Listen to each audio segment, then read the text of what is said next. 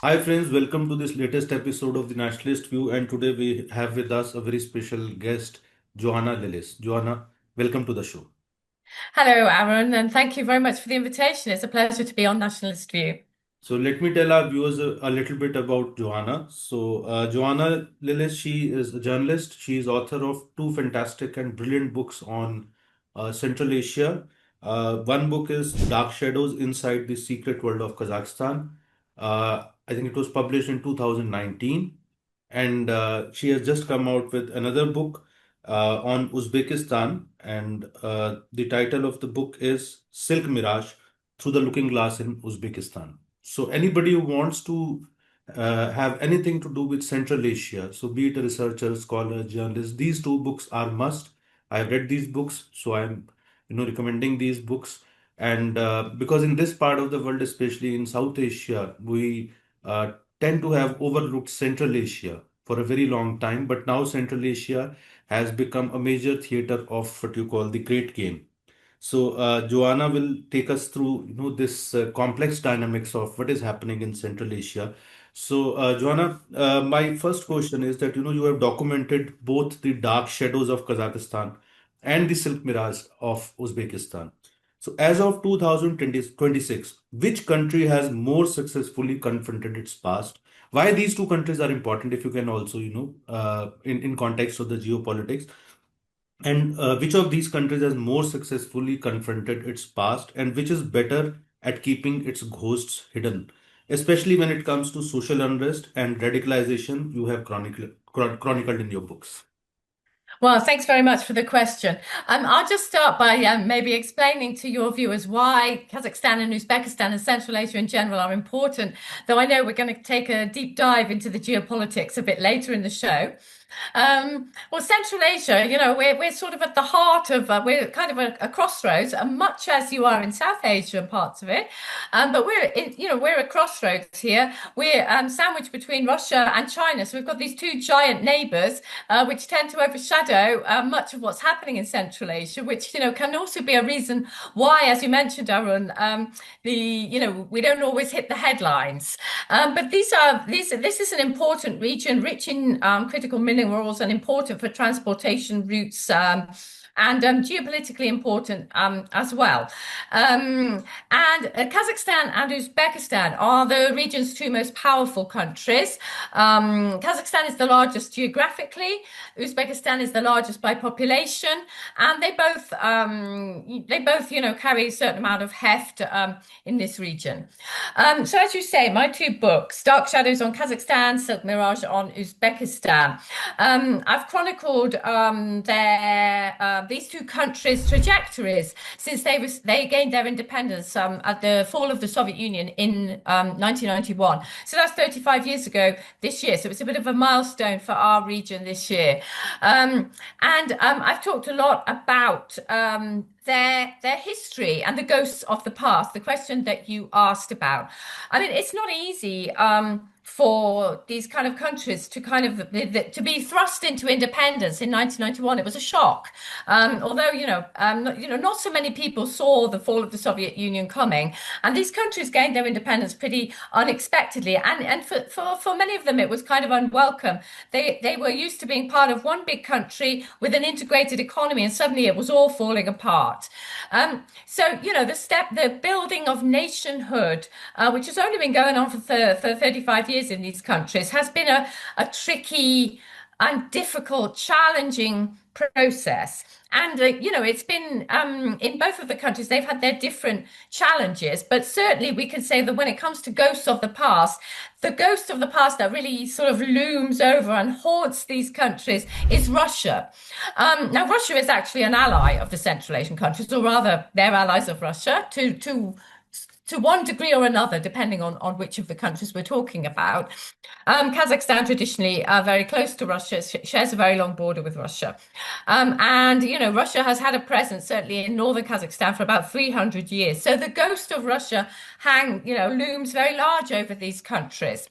Now, as for confronting the past, I think that's an interesting point. And I think it's an important point. When you ask me which of them has done better in confronting the past, I'm going to have to answer that neither of them has done very well. Now, Kazakhstan, for example, both of them have not really confronted the ghosts of the Soviet past. In Kazakhstan, I can point to a few traumas. Including, the displacement of nomadic populations over many years, starting in Russian colonial times and continuing in the Soviet Union. I can point to, the destruction of the nomadic way of life by the Soviets when they forced nomads into collective farms and requisitioned their cattle and created an enormous, damaging man-made famine that killed, over 1 million Kazakh people. And this is a major crime of the past and a major trauma of the past. But it's something that Kazakhstan doesn't, it does talk about this famine and it does talk about this trauma, but it doesn't like to apportion blame. It doesn't like to have a big open conversation about who was responsible, because of course at the end of that conversation lies Russia and Russian colonialism. And in many ways, one of the issues is that Russia does not believe it is a colonial power or it ever was a colonial power, and so this conversation is very difficult. Kazakhstan does not want to antagonize Russia with that kind of conversation. And Kazakhstan was also the home to hundreds and hundreds of nuclear tests, in nuclear weapons tests in Soviet times. Again, it's a difficult conversation to have because the responsibility obviously lies with the colonial power, which was Russia. But the trauma remains, but confronting the ghosts remains very difficult. Now, Uzbekistan likewise doesn't like to talk too much about, what Russia did as a colonial power. But really, with Uzbekistan, the ghosts that Uzbekistan is failing to confront are more recent. Uzbekistan, for the first 25 years of its independence, was one of the world's most brutal dictatorships. It was run by a man called Islam Karimov with an iron fist for the first 25 years until he died in office in 2016. Political repression, religious repression, particularly of pious Muslims, people tortured, killed, and driven into exile. Now, this was really, as I say, one of the world's worst dictatorships at that time. In 2016, a reformer, a cautious reformer, let's say, came to power. His name is Shavkat Mirziyoyev, and he's still president 10 years on. Now, he obviously realizing, although he had been part of the regime, realizing some of the damaging things that this regime was doing and how it was damaging the people in the country, embarked on many reforms, but they have been rather cautious reforms, and Uzbekistan remains very authoritarian. What Uzbekistan has not done is talked about the trauma of that dictatorship openly. Political prisoners have been released, but they have not been exonerated. And there's a lot of baggage from the dictatorship that sort of haunts Uzbekistan, and it hasn't confronted the ghosts of the past. So I think that's what we can say about the ghosts of the past. Both countries have very interesting pasts, and your listeners might find it interesting to dig into them. They can read my books. Joanna, let's talk about the larger geopolitical games which are happening in the Central Asian region. So, in Silk Mirage, your latest book, you have described Uzbekistan as a strategic land caught between powers, with China now dominating trade and infrastructure projects like the China-Kyrgyzstan, Uzbekistan railways. Is Russia effectively, a junior partner in its own backyard? And how the West is reacting to this what is the Western government's play in the Central Asian region? And also, how do local populations perceive this shift, particularly, as economic control intersects with social stability and efforts to prevent extremist influence also. So, what is the overall play which is happening?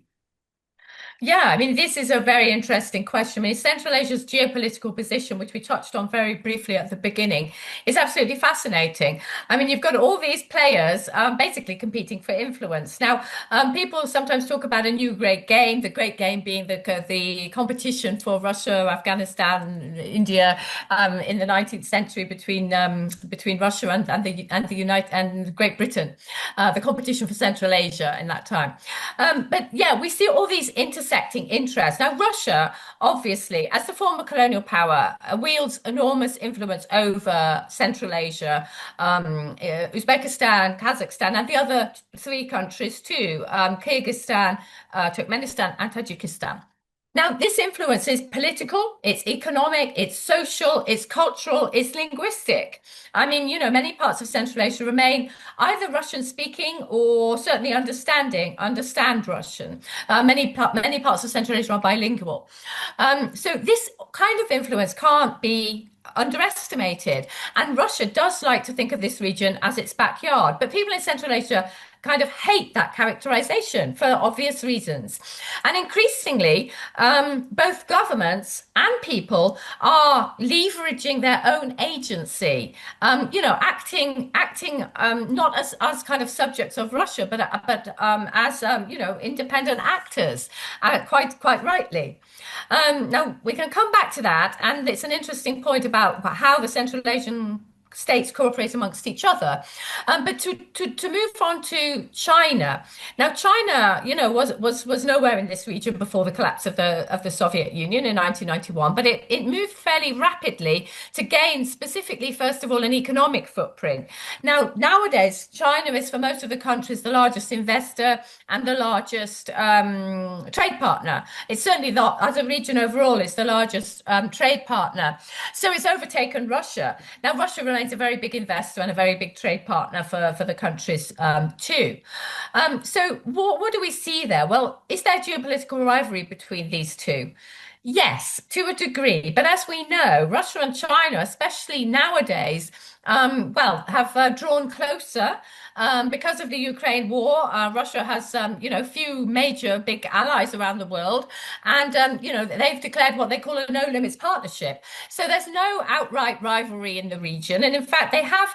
I think it's fair to say they found a kind of modus operandi where, China limits itself more to economic affairs, to its business and economic interests, as well as being a major player for the Central Asians in improving infrastructure as part of the Belt and Road Initiative. There are major infrastructure projects that the Central Asian countries really welcome from China, and China is perceived to have much deeper pockets than Russia, and probably to be a less demanding partner to a degree, because Russia demands loyalty. China does too, of course too. Russia has been, obviously, it's tried to hide it, but it's been very disappointed that the Central Asian states haven't overtly supported its war in Ukraine, have tried to maintain a neutral stance, thinking of their international image. But Russia tends to be more demanding, demand loyalty, to be more prickly when it's perceived that Russian language is being undermined or is disappearing in parts of Central Asia. China demands loyalty, certainly in terms of not criticizing its treatment of its Turkic minorities in Xinjiang region, and broadly supporting its policies, but it tends to be a less demanding partner. But these two are the big players in Central Asia. There is no competition from anyone else who can really displace either of them. Is Russia a junior partner? I think that's a difficult question. Russia would hate to be described in that way, I'm sure, in Central Asia. But I think it's an interesting question that people are asking themselves in Central Asia. Has Russia become a junior partner? I think that might happen in the future. But right now, I think we can't underestimate the long-standing ties between Russia and Central Asia. And, many Central Asians do feel more affinity with Russia because they share maybe a background, a history, a culture. There's Russian soft power, there's Russian television, films that people understand here without any kind of translation. So I think, and also there are family ties. People in Russia have relatives in Central Asia and vice versa. So Russia's not yet a junior partner. The two are the big powers here. What about the West? Well, the West is, in a way, late to the party, we could say. I mean, the West, I think in Central Asia, it is perceived that the West's interest in the region waxes and wanes according to its strategic interests, which we might say is normal. But, Central Asians don't always appreciate that. For example, when after 9/11, when America and its coalition invaded Afghanistan, it became very interested in Central Asia and even opened a couple of military bases here in Uzbekistan and Kyrgyzstan, no longer operational now. But then it appeared to lose interest again. And now suddenly there's a big upsurge in interest in Central Asia, owing to competition over anything from geopolitical leverage.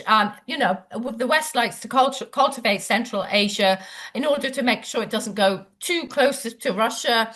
And also, the West is looking for critical minerals, just like all the other partners, and energy resources and transportation routes through the heart of Eurasia. So that's what we see now. We see Donald Trump, for example, wooing the Central Asians. Just the other day, he called the presidents of Uzbekistan and to Kazakhstan to invite them personally to attend the G20 summit in Miami later this year. And we see, lots of interest from the Europeans as well. So we're seeing quite a lot of competition over Central Asia. But what I would add here is that the Central Asians, who have, over the years of independence, found it sometimes difficult to cooperate amongst themselves, have, in the last few years, become very kind of close to each other, we could say. And there's a new era and a new spirit of cooperation among the Central Asian states, which is allowing them to engage with the world and kind of get more leverage and more agency and more power in their relationships. And Azerbaijan in the Caucasus also cooperates with them as a bit of a bloc. So, Joanna, let's talk about the influence of Turkey in Central Asia. So, Turkey is promoting the Turkic corridor and even proposing joint military exercises. So, does this offer Central Asian states a genuine escape from the China-Russia binary, or is it mostly kind of elite diplomacy? And could Turkey's engagement also influence the region's religious and ideological dynamics, including efforts to counter emerging radical groups? Because it's well-known fact now that Turkey is a hub of Muslim Brotherhood, the fountainhead of Islamic radicalization and Islamic terrorism in the world. Yes, Turkey's position is a very interesting one in Central Asia. And we've seen a big uptick in cooperation over the last few years, very, very few years. I mean, the important point to make here is that there is an affinity between Turkey and Central Asia. Now, 4 of the 5 Central Asian states are Turkic speaking. And so they have languages that are similar to Turkish and in some cases mutually comprehensible, but it's similar. And culturally as well, some similarities. Tajikistan is an outlier there because it's Persian speaking. So with the other 4 Central Asian states, Turkey is in an organization called the Organization of Turkic States, and Azerbaijan in the Caucasus is also part of that organization, another Turkic country. And in the past few years, I mean, this organization for years and years, it was just a kind of cultural body, and the presidents would get together periodically, and it would be a kind of talking shop. But over last couple of years, we've seen real efforts to push cooperation on this Turkic level, to leverage to leverage their power as a sort of bloc, in order to promote transport routes, for example. There's a transport route called informally it's called the Middle Corridor. Formally, it's called the Trans-Caspian International Transport Route. And it goes from China through Central Asia, across the Caspian Sea to Azerbaijan, onto Turkey and onto Europe. Now, this route has always been underused because the Russian route was quicker and easier, but the war in Ukraine has made it not quicker and easier necessarily. So this route is now being promoted heavily, and Turkey is a big part of that. Only the other day, the Azerbaijani president, Ilham Aliyev, was calling for military exercises between the Turkic states and also talking about these Turkic states being a power in themselves. And I think we're really seeing an effort. Turkey would like to be the leader, of course, of this bloc, but I think the Central Asian states see themselves as equal. But relations are very positive, and I think there's mutual respect on both sides. So Turkey does become, if you like, a kind of a counterweight to Russia and China in the region, but. Despite some new defense cooperation, for example, it's selling drones to the region, we don't see that Turkey has that kind of political and economic footprint that Russia and China do. So it's not going to displace them anytime soon. So, you have been reporting, living, traveling in this region for almost 2.5 decades now. And you have also reported extensively on how the specter of extremism has was used historically to justify repression in some of the Central Asian states. So in 2026, we know that Kazakhstan and Uzbekistan, on both you have written the books. So on Kazakhstan and Uzbekistan, they are introducing morality laws, and they are going to be monitoring digital spaces through these laws. So, are these measures genuinely addressing a rise in radicalization, or is the state primarily using anti-extremism rhetoric to suppress dissent among, digital native citizens? Yeah, I mean, I think this is a very important question, and I think it's something that people have been wondering about for a long time when it comes to anti-extremism efforts in Central Asia generally, Kazakhstan and Uzbekistan specifically. Now, I think there's no denying that sometimes these states do exaggerate the threat of extremism in order to suppress dissent, which may be coming from religious quarters or, maybe from other quarters too. Certainly, Uzbekistan, under its previous president, was notorious for exaggerating the threat of extremism in order to, it had in order to throw thousands of people behind bars who it might consider suspect. And these would be people who it considered to be practicing Islam beyond the boundaries of state-controlled Islam, being too pious, and that could even mean just having a beard. So that means that Uzbekistan was at that time certainly exaggerating the threat of extremism. And sometimes these countries have exaggerated the threats in order to secure support from the West. Now, they do have threats posed by extremism. We have seen various, over the years, we've seen various kind of suicide bombs or different kinds of bombings in these countries. Nothing in recent years.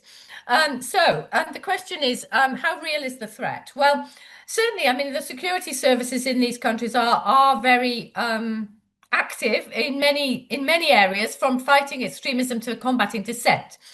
So we don't, it's quite hard to judge the scope of that threat.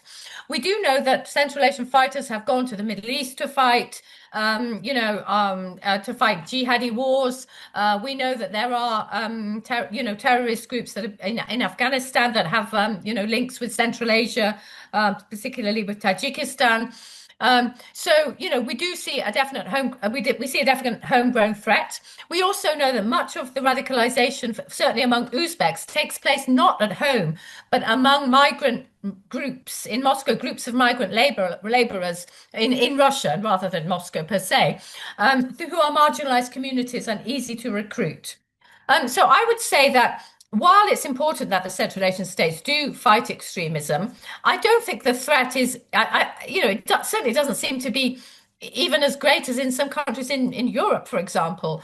So I would say that they shouldn't be over exaggerating it. And I definitely think that they adopt legislation that is used to combat dissent rather than to fight extremism.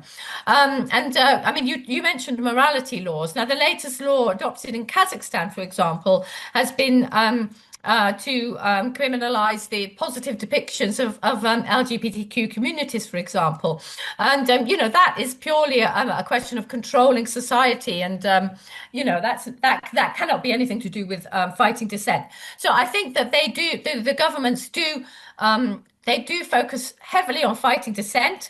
And political dissent expressed online can result in serious consequences. And I think they do wrap up the fight against dissent. They use it as an excuse and to pursue their fight against political. Sorry, let me phrase that again.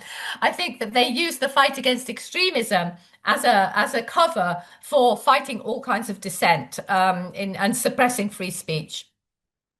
So, let's talk a little bit about Afghanistan also. We know that there is Taliban regime in Afghanistan, and geographically, the Central Asian region aligns with, basically geographically.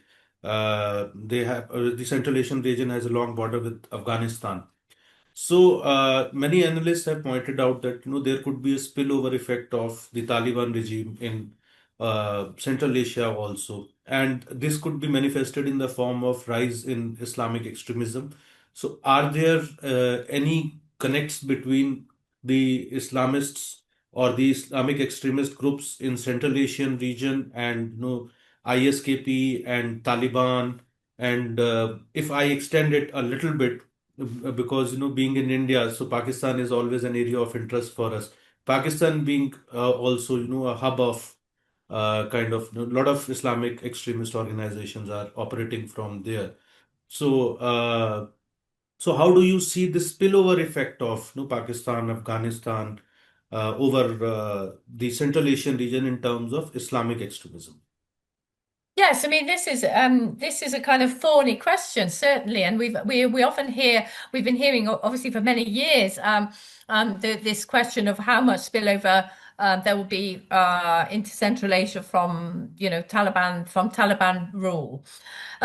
We definitely see spillover of security threats. Now, I can point to some very recent examples. Only last month, five Chinese laborers were killed working on two separate projects in Tajikistan in two different regions of the border area. Some of them were working on a gold mine in a joint venture, and some of them were working on road building infrastructure projects. And they were killed by targeted attacks by gunmen from Afghanistan, including quite organized attacks. One involving a drone equipped with explosives and so on. And obviously, Tajik citizens also get killed. Two Tajik border guards were killed in a third attack just in the same period. That was it. Involved a gunfight with people trying to cross border incursions from Afghanistan. Now, there are two Central Asian countries which share borders with Afghanistan, Tajikistan and Uzbekistan. Uzbekistan's border is much more tightly guarded. It's a richer country, a stronger country with a stronger military. Tajikistan's border is pretty porous, also longer. We do see these security threats in Tajikistan. And certainly we think of, Islamic State, Khorasan province, as being, a government's threat that there is this crossover, excuse me, that there is this ideological influence. I mean, in terms of actual presence of militants inside Central Asia, I would say there can, in Tajikistan, it's a bit more of an open question, but they cannot be present in large numbers. They do not appear to be present in large numbers. And certainly in Uzbekistan, where control is much tighter, the military is much stronger, it doesn't seem feasible that they would be present in large numbers. However, there is obvious crossover, especially between Tajikistan and Afghanistan, just separated by a poorly guarded river. We're definitely seeing this influence and the Pakistan axis as well. It's something that worries governments. It's something that definitely exists. I guess we shouldn't overplay it, but the fact of gunmen carrying out attacks on Tajikistan just last month and targeting Chinese workers, which would appear to be a deliberate act to kind of send a message to the Chinese that you're not safe here, which is obviously to the detriment of the Tajiks, the Tajik government and people who want those projects to continue. We can see that this does present a very real risk. This is complicated by the fact that Tajikistan and the Taliban have very hostile relations. I mean, there's been a little bit of a thaw over the last couple of years, but generally, Tajikistan was very hostile to the rise to power of the Taliban. The other four Central Asian countries have engaged with the Taliban while not recognizing them, but trying to, pursue economic projects. But Tajikistan has been hostile, so security cooperation is hampered by this obvious diplomatic hostility. So let's talk about India also a little bit. No, India has been, trying to now extend its reach in Central Asia, and as you said, probably while the West is a little late to the party, India is, it appears, is quite late to the party. And right now, India is trying to India has very limited influence in Central Asia, but it's attempted. But if you look at the binary of Russia-China influence, so they largely basically they are dominating the trade and economics and strategic affairs, defense. So do you see any window for India to play a role in Central Asia? Because I believe the Central Asian states would be have been historically, civilizationally connected with India. So, what is how does Central Asia look at India, and how do you assess the situation that is India too late to the party? Well, it's true that India's late to the party, but it's definitely not too late to the party. I mean, actually, Central Asians are famously not punctual people, and so you can never be too late to a party. And I think, Central Asian countries at the moment are very willing to engage with all comers within reason. And I think that they would welcome overtures from India for engagement. Or, like I say, they are the subject of a lot of geopolitical rivalry now, but that doesn't mean that that there's a kind of limit on the number of partners that they can have. And indeed, the Central Asian countries, more or less, all of them, to one degree or another, espouse what they call a multipolar foreign policy, which means, well, apart from Turkmenistan, which claims neutrality, but it means that they welcome partnerships with all partners, and they try to forge partnerships and avoid, enmity, basically. I think India has a lot to offer. I think the Central Asian states would welcome overtures from India. I mean, one particular area which I can see which would be a very promising area of cooperation would be AI and general IT sector, but AI, something India is strong at. And the Central Asian governments are really keen to become, pioneers, if you like, of AI, or certainly to be at the forefront of the AI revolution. And certainly have also developed IT sectors, Kazakhstan and Uzbekistan particularly, and they would, obviously be very happy to benefit from Indian expertise and technology. And I also think that India could also leverage those long-standing historical ties that you talked about. They go back, centuries actually, but they also go back to, say, Soviet times when there used to be quite a lot of ties between India and Uzbekistan, specifically the Soviet Republic of Uzbekistan used to be a host for, the global South to come and do diplomatic and artistic cultural events. So I think there's great potential. It's just untapped. So India needs to, get on and get to the party. And my last question, so what are this, the global implications of the Tashkent and Astana axis? And, with the rise of Saida Mirziyoyeva, it's a tongue twister for me, and you can correct me, if I mispronounced it, in Uzbekistan and Tokayev's 2026 referendum.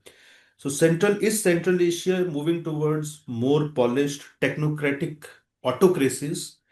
And from the perspective of security and international engagement, does this so-called new stability, which a visible stability, it makes the region a safer partner, or are we witnessing sophisticated regimes that may quietly manage or even overlook extremist threats while appearing orderly to the outside world? Yeah, I mean, I think that is a $6 million question. Yeah, we're certainly seeing. I mean, the regimes of Central Asia are they probably aspire to becoming more polished, technocratic, autocratic regimes. Although it's not something they would publicly say, because all of the regimes of Central Asia, which are all authoritarian to one degree or another, all officially espouse, are aspiring towards democracy. But in my opinion, it's been quite a long time, really, since they were truly heading on that path. Although there are differences between all of them, and certainly Uzbekistan is still sort of, to some degree, on a path to reform. Kazakhstan claims to be on a path to reform too. But as you said, we're seeing certain things. We're going to see constitutional reform in Kazakhstan in the coming months or perhaps next year. But there's talk. The discussion is already underway. I think it will most likely consolidate power further in the hands of the presidency, most likely. I think, these countries, let's talk about Uzbekistan and Kazakhstan specifically. They both have very strong presidents. They both have very weak parliaments. Neither of them has any opposition in parliament. And indeed, neither of them really has any kind of opposition in existence at all, because they're too authoritarian to permit the kind of existence of any kind of political opposition, and they suppress it. And they also suppress civil society and free speech to one degree or another. So does that make them more polished and easier to deal with and safer and more stable partners? Well, I think There are, there is an argument that says that, and I think that they themselves would probably espouse this argument that they're trying to keep control because they're trying to keep stability, and they talk a lot about stability, as authoritarian leaders usually do. And we can see that as a sort of Chinese model as well. But I would argue that the stability of an authoritarian regime is pretty skin deep. I mean, we've seen serious bouts of unrest in these countries, in Central Asian countries, over the last few years. The most serious in Kazakhstan in 2022, 238 people dead in widespread nationwide protests, mostly dead at the hands of the security forces. That's not stability. Uzbekistan had a serious bout of violence in one of its regions, Karakalpakstan. In 2022, also, Tajikistan has experienced serious fatal unrest in the Pamir region, bordering Afghanistan and China. And so we see, I think, this myth of stability is something authoritarian leaders like to tell themselves. I think it makes them more predictable in the short term, but it also means, I think, for partners, they should consider that it makes them brittle and fragile, really. They look very strong, but they can, the people's discontent has no outlets, no political opposition, and they can't voice it in the media and social media, not freely. And therefore, it makes for a kind of pressure cooker. So I would argue that this authoritarian, it won't be as polished as it looks on the surface, but will instead be rather brittle and fragile. Thank you, Joanna, for taking time out from your busy schedule. It has been a wonderful conversation and such deep insights you have shared with our viewers. And we hope to host you back soon. And we are looking forward to your next book. And all the best for your, two books which you have written. I would, again suggest the viewers, we are going to give a little bit of description about both the books in the description box of this video also, and you can order it basically online. If you are in India, as far as I can tell you about India, you can download the Silk Mirage on Kindle, and you can buy on Amazon or on any other online platform the book on Kazakhstan, which Joanna has written, Dark Shadows. And so we'll be back soon with another topic, another conversation, and we surely hope to have Joanna back on our podcast soon to talk more about Central Asia. Thank you, Joanna. Thank you so much. Thank you very much, Arun. A pleasure to be on the Nationalist View.